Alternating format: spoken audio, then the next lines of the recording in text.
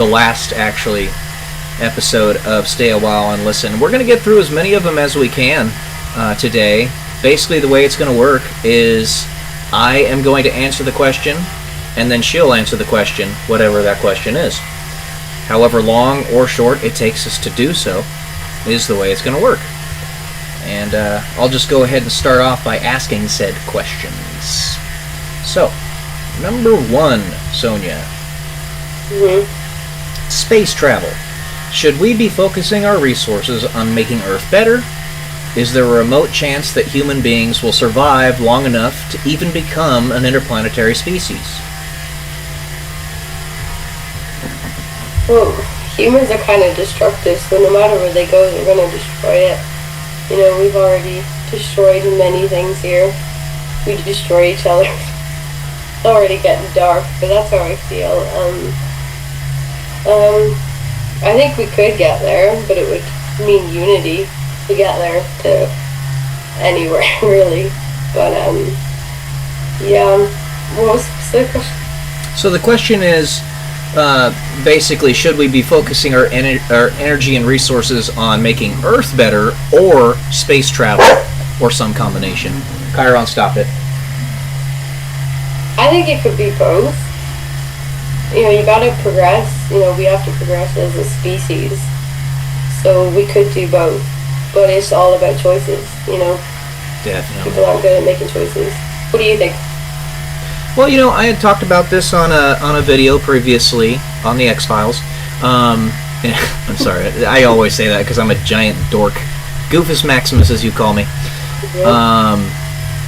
But essentially, Elon Musk even says this in his own personal philosophy. We want to wake up day to day having something to look forward to.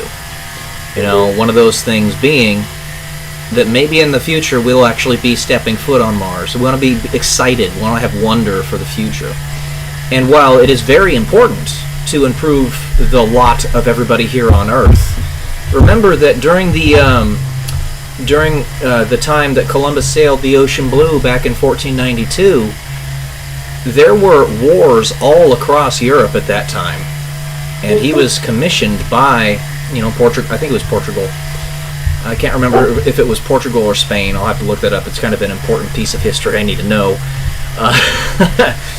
But it was one of those two, and it didn't matter. He needed to do this. The discovery, the wonder of it was, it could very well have been something that, while there was a lot of damage that was done to the New World, just accidentally, with viruses and stuff that we brought over to them. We didn't mean to hurt them, but it happened. We may very well have saved everybody in Europe because they had something else to look forward to aside from hurting one another. So who knows? But we can't be stuck on this planet. And, you know, again, like I was saying in a previous video, Elon Musk, being one of those people at the tip of the spear, is sprinting, basically, to get us there because he knows there's a shit ton of infrastructure to build and all of that stuff, and he only lives 100 years at most. He's already in his mid-50s. So, it's very important. I think we need to focus more time and energy on space travel, but we're on the right path right now. So. Alright. Question 2 you did not want to talk about, so we'll skip that one. Question 3. What concerns are there about AI and the potential lack of human interaction in the future? Isolation. You know, we're really good at isolating ourselves. Supposed to use technology to communicate, but we're not really, you know. It used to be good, like, how many years ago? Maybe 2005 or 2006 when, like, YouTube and that was started to become a thing. You know, people weren't really obsessed with it. I'm quite obsessed with it now, you know. But I found you, so it does have its good sides. But yeah, isolation is the biggest thing. But again, that all leads down to choices. You can choose to partake or interact, or you can, well, you do it in any form really. But yeah, in person is always better. Yeah, definitely. Right. I mean, I agree with you. I think you and I are on the same page with that. We even talked about it a little bit ago about AI competition, right? And I made a video on that on my channel talking about that. It's going to go both ways. It's going to go that way for men and for women. If you can't get the fulfillment that you seek from a significant other that is organic, you may very well go to something like Replica. Have you heard of Replica? Yes, of course. Yeah. And try to get it there. Like the guy who just recently pseudo got married to his ChatGPT girlfriend when he was already married in real life. So that was his own problem, in that whether it's fake or real, it doesn't matter all that much in that case. You don't even consider marrying something that isn't your wife, right? Unless that's part of the contract. And he never established that with his wife, So... Icky. What? Icky. Icky, yeah. I mean, he was seeking, obviously, more of an emotional connection than a physical one, because you can't be with a computer, right? But even so, that's emotional. Chiron, get on your mat. Stop it. Why? Sorry. That's emotional cheating. Yeah, absolutely. So. Alright. That's question 3. 4 you didn't want to talk about. 5, health. The best common practices to achieve and maintain good health. I wouldn't really know. I guess persistence, persevering. Exercise, pushing through it even when you're broken, like me and you. Keep getting those checkups and always be your own advocate, because no one's going to fight for you like you will. You gotta get a second, third, fourth opinion on everything, like I had to. And even then, don't just keep, it's common sense, really.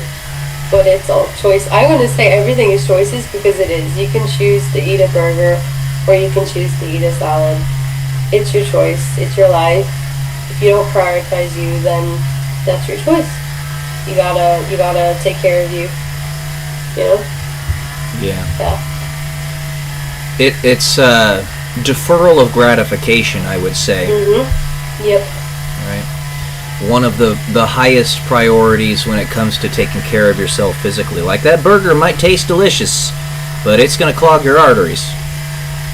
Whereas, like you were saying, the salad might not taste the best, but you can make them taste really good.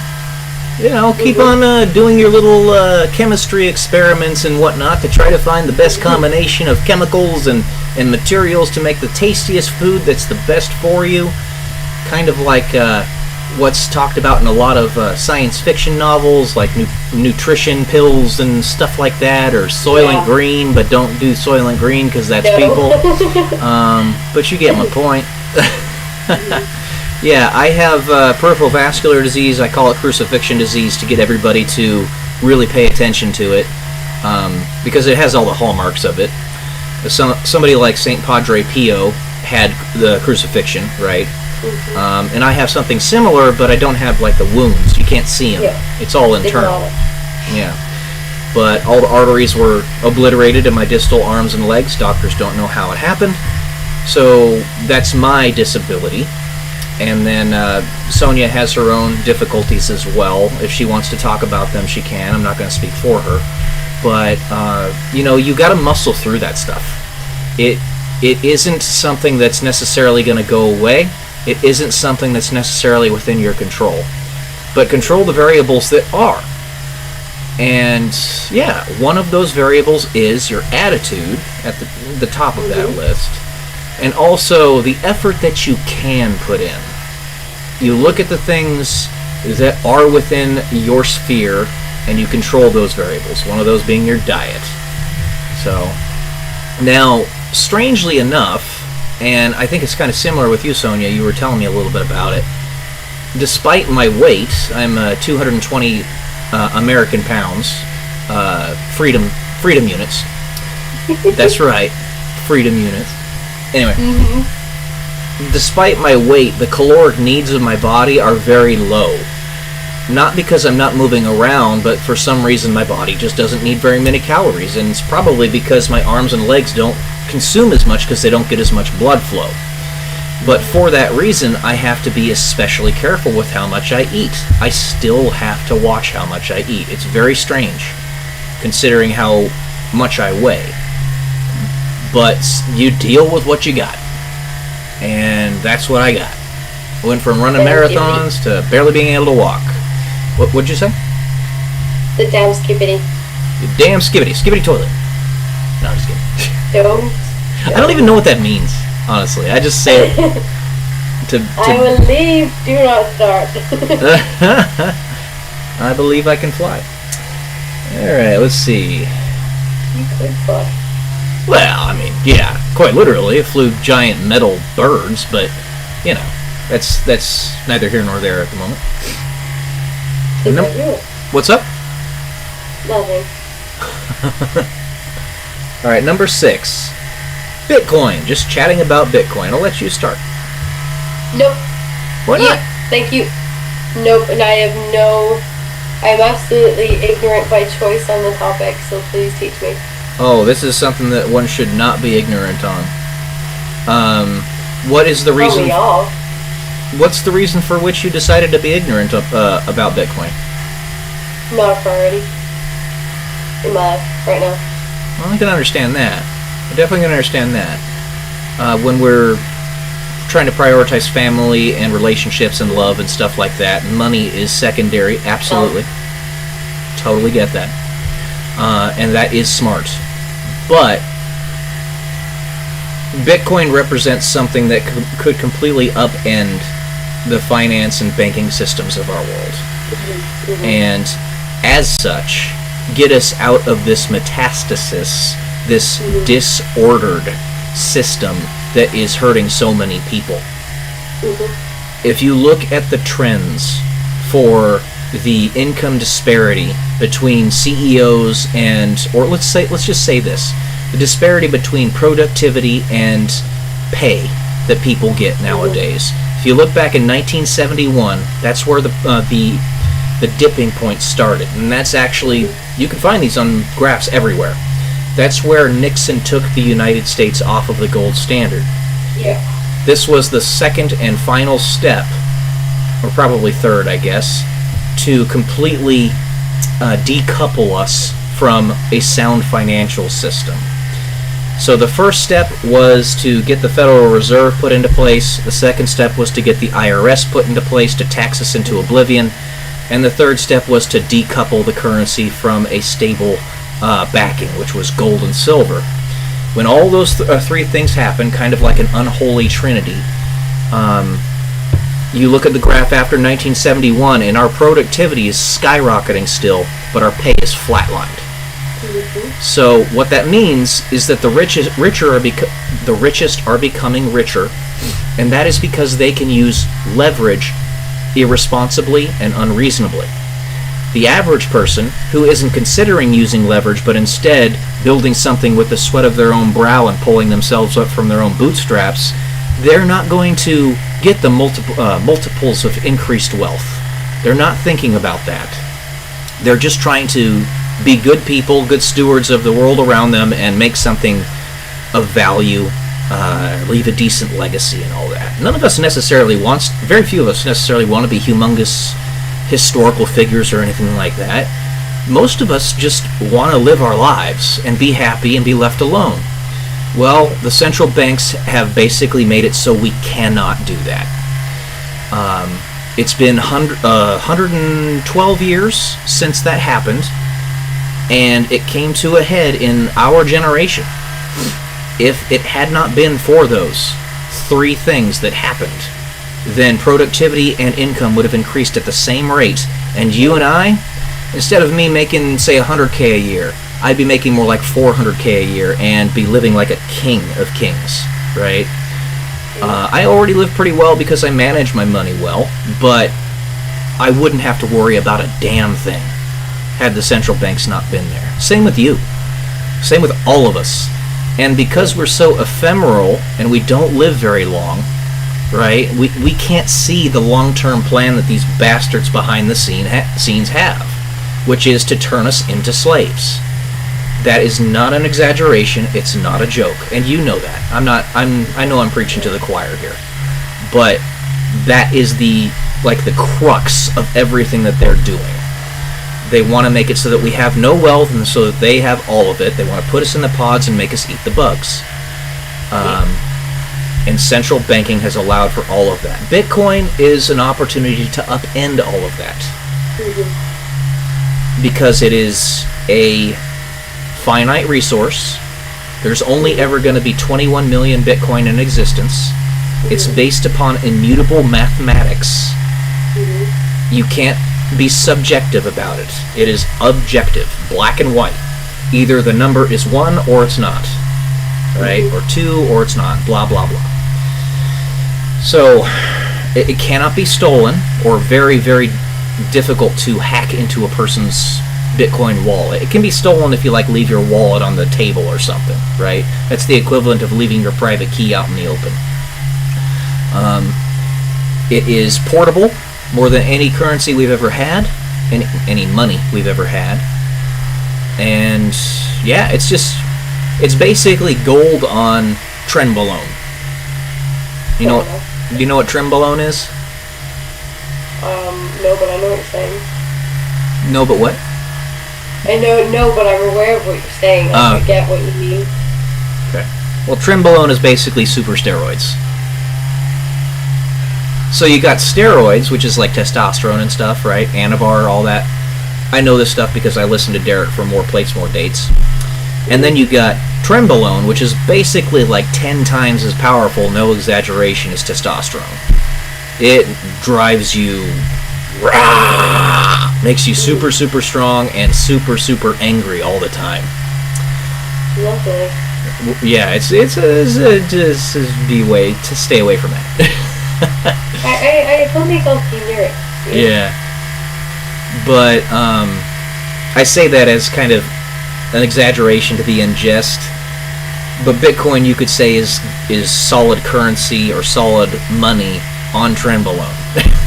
Okay. Super money. Fair enough. So I strongly recommend you look into that for those reasons, okay? It's a very good idea. You don't have to spend like $10,000 a month buying it or what have you. Just go to Coinbase, get yourself set up with an account, and maybe buy like $50 a month of it. You know? Just have something. Because if you do that, even if it never turns out to be much money for you, you are contributing to a very good movement. A movement in sound money that will give you everything that you want for our future. Alright. Okay. So that's number 6. Number 7. Discussing some of the books you guys have read would be cool. What would be on the list of must-reads for you? I'll let you start. Well, this one. Thank you, Sonia. Your book is the first one that I've read in a long time. I would have just been reading, like my dad would just give you all of his old books, because I prefer to write rather than read. But yours intrigued me, so I bought into it. But yeah, anything that my dad would give me, so any John Grisham or Stephen King, Dad is obsessed with them from more. But yeah, just have a big tower filled with them. Yeah. But yeah, your book is my favorite. I'll send it up to you. Okay. For me, I have difficulty actually parsing out or picking a certain book or series of books that I like most of all. I like pretty much everything that I read, aside from a handful of books, right? Because I self-filter. I look at what people are saying about books. I look at synopsis of books and stuff like that before I decide to jump into them. And I know that I'm already going to probably have a decent attraction to the book before I even start reading it. Mm-hmm. But there are books that you could read that'll make you a better, a stronger thinking individual, a better man, a better woman, more well-rounded, more of a Renaissance person. And among those are books like Letters of a Stoic by Seneca, or Meditations by Marcus Aurelius. There's a lot of books from Stefan Molyneux, who's also he's a modern-day philosopher, that he's written that are pretty good. His Universally Preferable Behavior, I read a while back, is basically a very simplified version of his philosophical work, which is UPB, Universally Preferable Behavior. It's a secular way to explain morality, and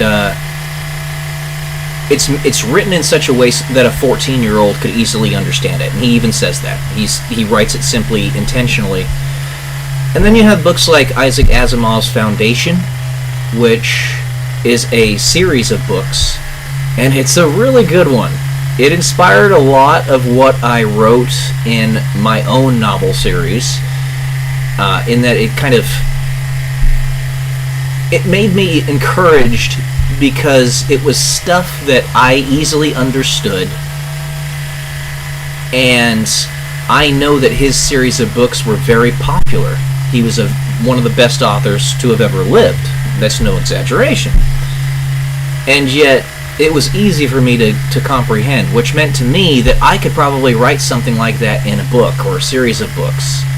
Mm-hmm. So I was inspired by that, like, hey, this isn't too hard. If I just write even at his level, then I might do okay. Now, mind you, it's not just about writing a decent book. You also have to have people find it. If nobody ever knows that you wrote a book or a series of books, and they could be the best books that were ever written, total masterpieces, but if nobody's ever heard of it, it doesn't make a damn difference. Yep. And as long as I got the variable taken care of ensuring that I was writing something decent at least, then I would let the chips fall where they may after that. And that's why I'm so adamantly trying to find a, what is it called again? A literary agent, as opposed to a publisher. Because a literary agent has a vested interest in ensuring that your book sells. But a publisher just makes money off of publishing your book. Yeah. I didn't realize that before I went into this. If I had known that, I would have searched harder for a literary agent. Now, I'm looking at my book numbers on Amazon day by day right now, and since the audiobook came out, it looks like I'm selling about 50 copies a day of the audiobook, that's really good. But before that, they weren't revealing any of the numbers. They basically said they had only sold 20 copies of my book, and I'm like, what? I gave you guys $10,000 to get this thing published.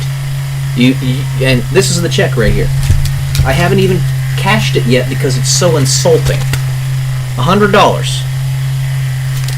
My first royalty check, $100. So, like I said, you have to be discovered, not just be a good author. So I got the first one taken care of, being a good author. Now it's time to get discovered. A long-winded explanation of that. Alright, number 8. What is the value of art in general, and what impact will AI art have on it?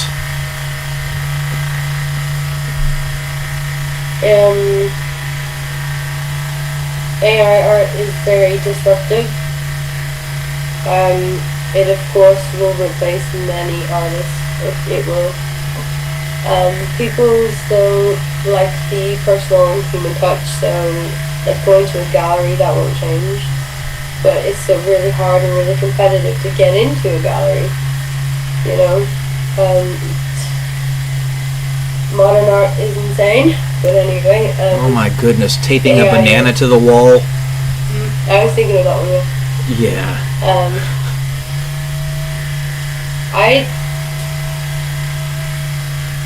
The only way that I think it could work is if it was a tool used by artists. But then again, it's soulless. You know, there's no creativity. It's soulless. It's heartless. Yeah, it's destructive. I hate it.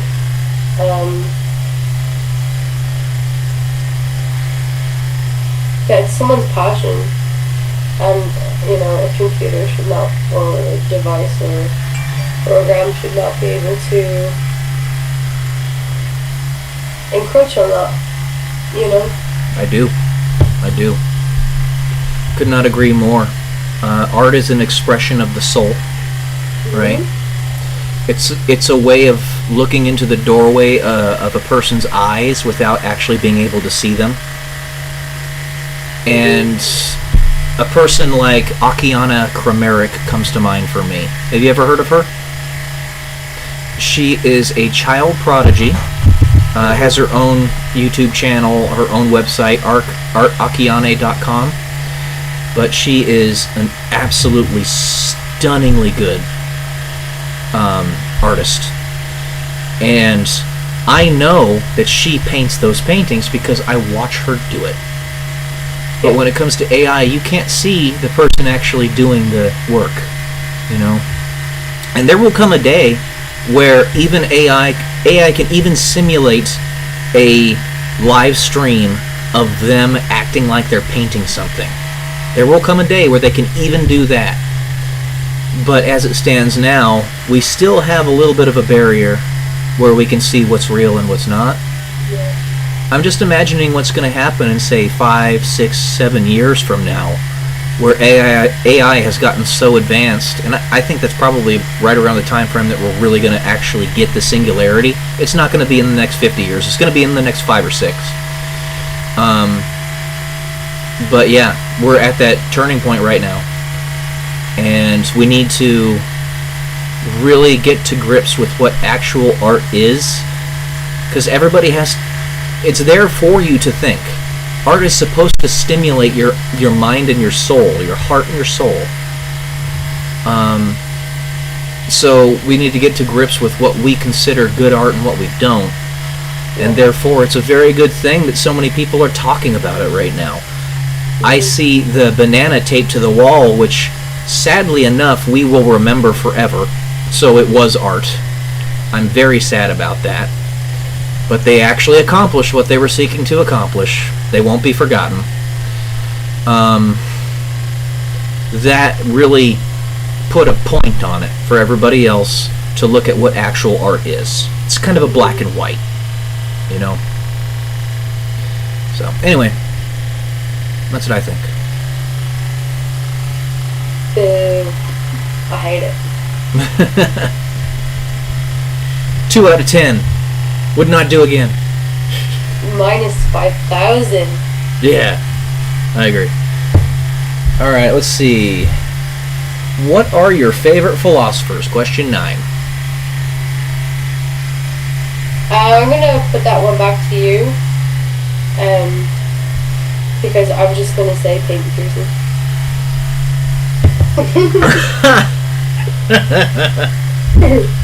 You're silly. Well, I don't try to be hoity-toity about it or anything, or put myself on a pedestal, but I guess I am kind of a philosopher. Yeah, my essays are video essays, and they talk philosophy and stuff like that, theology, all sorts of stuff. But that's very kind of you to say, Sonia. Appreciate you. You don't even justify it.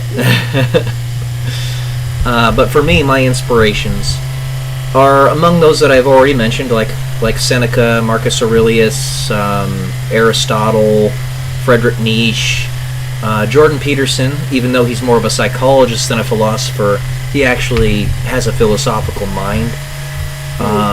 Stefan Molyneux, that I talked about already, he's rather terse and has that British curtness about him.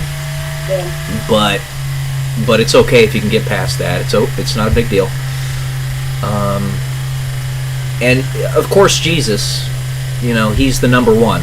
Period. End of story. Yeah. And he is indeed a philosopher. Yes, he is. Anybody who says he's not doesn't know what they're talking about.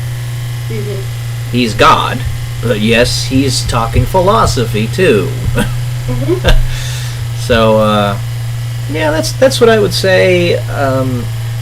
Of course, you've got Christopher Langan, and I think that's actually what Chris Dindo was trying to allude to with this question.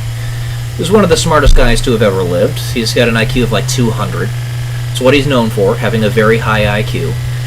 And he's the publisher, the author of the Cognitive Theoretic Model of the Universe, the CTMU, which is also that cult that cult Facebook page you were talking about. We're just kidding, Chris. Langan and Dindo. We're being silly.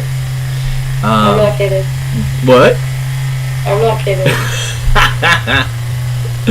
But yeah, he's also one of the thinkers of the modern era that I really appreciate.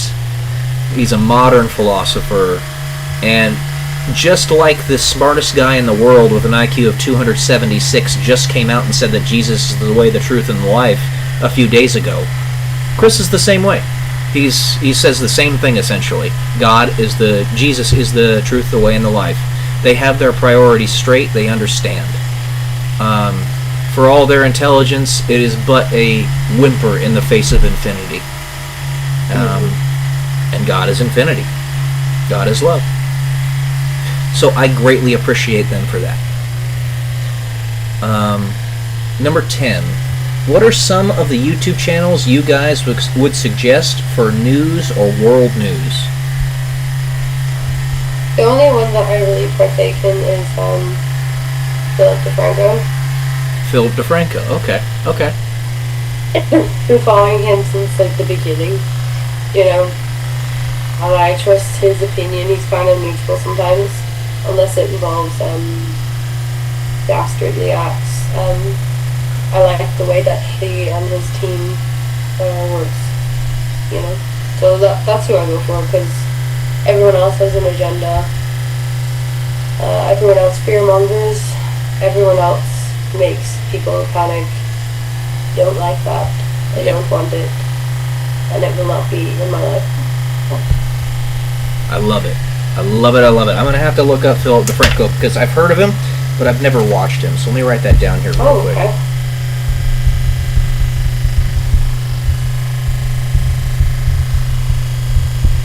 All right. Anyone else? No. Okay. For me, my principal consumption of world news and stuff like that would be Timcast IRL, so Tim Pool. He is a politically moderate individual. He calls himself moderate, slightly left, but he's more moderate, slightly right, I would say. He is an equal opportunity judger, I guess. He will call balls and strikes of both the left and the right, as well as himself and his friends.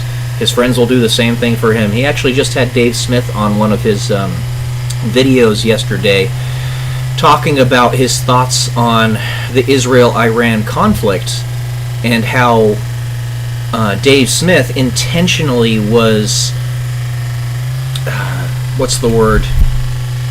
he was explosive about his perspective about what happened because he wanted to get people's attention, though Dave Smith did say that it's actually looking like it turned out okay, what President Trump did. It wasn't something that anybody wanted necessarily, but the end result is looking okay. So that's one of the sources. Another one is Osmongold, Zach Rahr.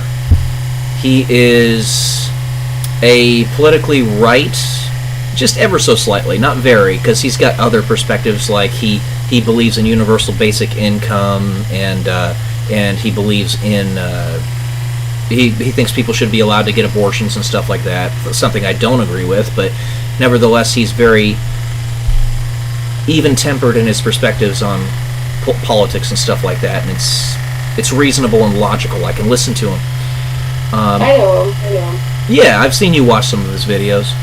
And he calls himself a degenerate. He's self-deprecating intentionally so that you don't take him as a false idol, and I really love that about him. It's a really good thing that he does that. And yeah, he's another one. I also listen to Jeremy at the Quartering.